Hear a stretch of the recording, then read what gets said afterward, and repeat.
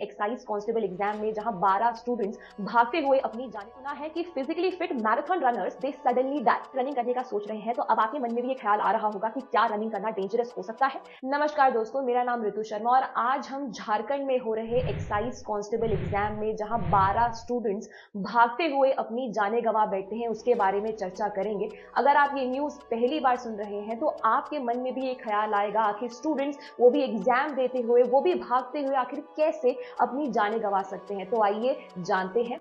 Excise constable exam का selection process में 3 stages होती हैं, जिसमें पहला है फिजिकल टेस्ट, दूसरा है रिटन एग्जाम और तीसरा है मेडिकल एग्जाम। 2016 में इसके असेसमेंट रूल्स में बदलाव किए गए। पहले इसमें रिटन टेस्ट हुआ करता था, फिर फिजिकल टेस्ट, और 2016 में जो बदलाव किए गए उसमें पहले फिजिकल टेस्ट होगा, जिसमें 1.6 किलोमीटर की रेस नहीं बल्कि 10 किलोमीटर की रेस इन 60 मिनट्स एक स्टूडेंट को कवर करनी होगी, तभी वो आगे रिटन टेस्ट के लिए क्वालिफाई कर सकता है।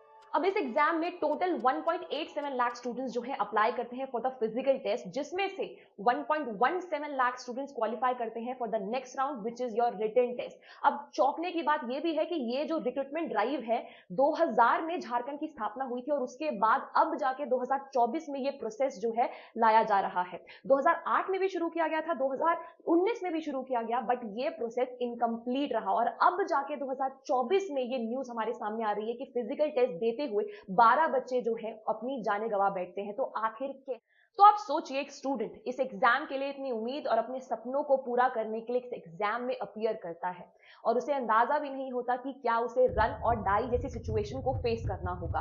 तो आखिर मैनेजमेंट ने और झारखंड की राज्य सरकार ने इतनी बेसिक चीजों पर आखिर ध्यान क्यों नहीं दिया। सोचिए, जहां 2 लाख स्टूडेंट्स इस एग्जाम के लिए अप्लाई करते हैं, जो फिजिकल टेस्ट में जाते हैं, वहां पे उनके फिजिकल टेस्ट से पहले किसी भी प्रकार का फिटनेस चेकअप नहीं किया जाता है, ना ही कोई हाइड्रेशन के लिए या खाने या पीने की व्यवस्था का इंतजाम किया जाता है, ना ही किसी प्रकार की मेडिकल फैसिलिटी या इमरजेंसी फैसिलिटीज को रखा जाता है फॉर द स्टूडेंट्स। तो आखिर क्या रीजंस रहे होंगे कि 12 स्टूडेंट्स वो भी भागते हुए अपनी जानें गंवा बैठते हैं।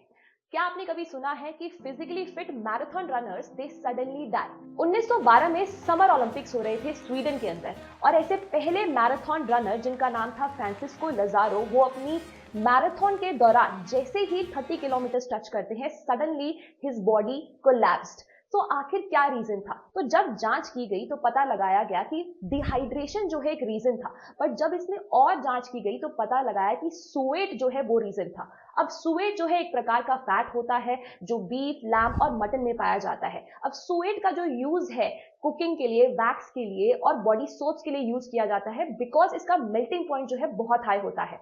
अब जो फ्रांसिस्को लजारो है, बिफोर हिज मैराथन उन्होंने क्या किया, अपने कुछ बॉडी पार्ट्स में स्वेट को कवर किया ताकि उनकी जो बॉडी है वो सनबर्न ना हो। अब इससे हुआ क्या, उनकी जो बॉडी का नेचुरल प्रेस्पिरेशन प्रोसेस है, जिसे हम नेचुरल स्वेटिंग प्रोसेस भी कहते हैं, अब वो ब्लॉक हो गया, जिसकी वजह से बॉडी में इलेक्ट्रोलाइट इंबैलेंस हुए।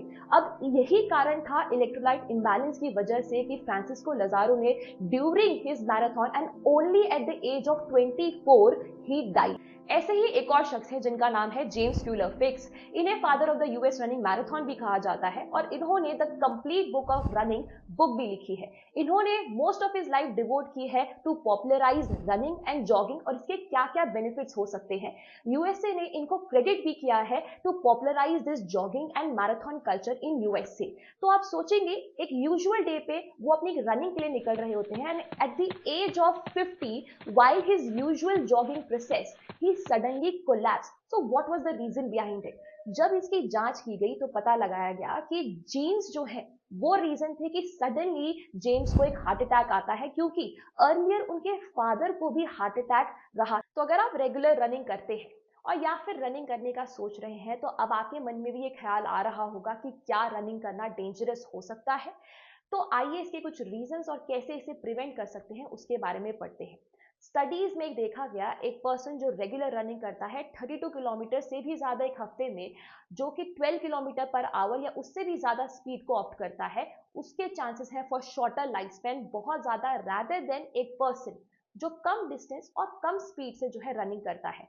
इनके रीजंस में आता है पहला हीट और ह्यूमिडिटी, जो एक साइलेंट किलर्स की तरह काम करते हैं। दूसरा है एयर के टेम्परेचर में डे टू डे बेसिस पे एक्सट्रीम चेंजेस होना, जिसकी वजह से सडन हार्ट अटैक या कार्डियक अरेस्ट हो सकता है। तीसरा जिसकी वजह से यंगस्टर्स जो ये प्रॉब्लम फेस कर रहे हैं वो है जेनेटिक्स। यूजुअली जो 30s या 20s में लोग होते हैं वो हार्ट फेलियर और हार्ट अटैक जैसी प्रॉब्लम फेस करते हैं ड्यू टू वन कंडीशन जिसका नाम है हाइपरट्रॉफिक ऑब्स्ट्रक्टिव कार्डियोमायोपैथी। अब इसमें होता क्या है, हमारे हार्ट में एक लेफ्ट वेंट्रिकल होता है और एक राइट वेंट्रिकल होता है, उसके बीच में होती है एक वॉल। अब इस वॉल के थिकन होने की वजह से लेफ्ट वेंट्रिकल से जो एरोटा में ब्लड फ्लो होता है वो ऑब्स्ट्रक्ट हो जाता है, जिसकी वजह से सडन हार्ट फेलियर होता है। और जो लोग 40s में हैं वो एक कंडीशन फेस करते हैं जिसका नाम है वेंट्रिकुलर टैकीकार्डिया, जिसे कार्डियक अरेस्ट भी कहते हैं। अब इसका जो रीजन है वो है केवल जेनेटिक्स का होना, जिसकी वजह से हार्ट जो है अब नॉर्मली बीट करने लगता है। तो अब आपके मन में भी अगर डर है तो आइए जानते हैं इसे कैसे प्रिवेंट कर सकते हैं। इसमें पहला है लिसन टू योर बॉडी।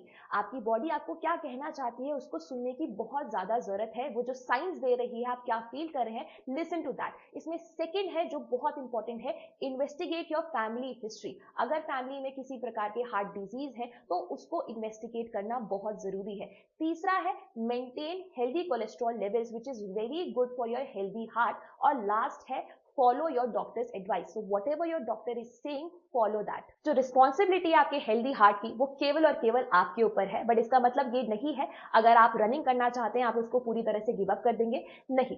अगर आप रनिंग करना चाहते हैं आप एक्सट्रीम डिस्टेंसेस और एक्सट्रीम टेम्परेचर और रेगुलर रनिंग को अवॉइड करें। उसके साथ साथ आप बाकी की जो फिजिकल एक्टिविटीज है उनको भी इनकलकेट कर सकते हैं ताकि एक हेल्दी लाइफस्टाइल को आप मेंटेन कर सकते हैं। अब जो झारखंड में हुआ वो डेफिनेटली मैनेजमेंट और स्टेट गवर्नमेंट की लापरवाही की वजह से हुआ है। स्टूडेंट्स का फिटनेस चेकअप होना बहुत जरूरी है। हाइड्रेशन और फूड फैसिलिटीज और इमरजेंसी मेडिकल फैसिलिटीज का होना एट द स्पॉट बहुत ज्यादा जरूरी है।